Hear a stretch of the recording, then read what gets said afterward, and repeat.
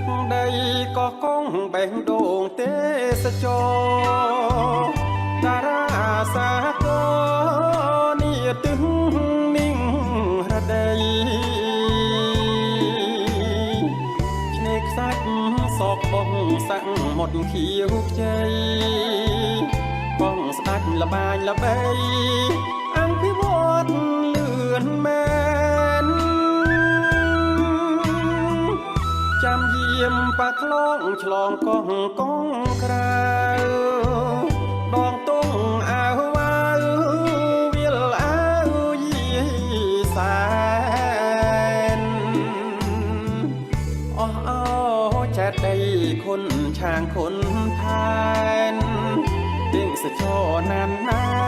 នបួងសួងសុំពកោះកងសាំងម៉ៃដែលជួសន្តិភាពទេសចរទ្វេទៀតកានឡើងបនតគឺជាគោលដៅនៃអ្នកទេសចរកម្ពុជាលេចធ្លោឆាកអន្តរជាតិសមុទ្រឆ្នេរកោះសម្រុះកោងកាងអរែងជាឡាងអេកូធម្មជាតិខេត្តទឹងនិរដីជោគជ័យឥតឃ្លាតសម្បត្តិធម្មជាតិលូតលាតច្រើនណាស់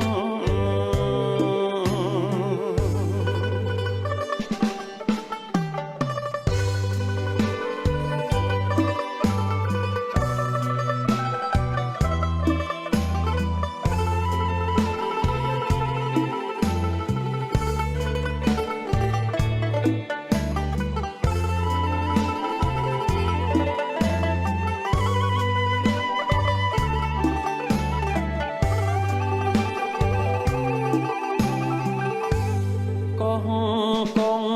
សាំងម៉ៃដែលជួសន្តិភាពទេសចរទ្វេទៀតកើនឡើងបនតគឺជាគោលដៅនៃអ្នកទេសចរកម្ពុជាលេចធ្លោឆាកអន្តរជាតិ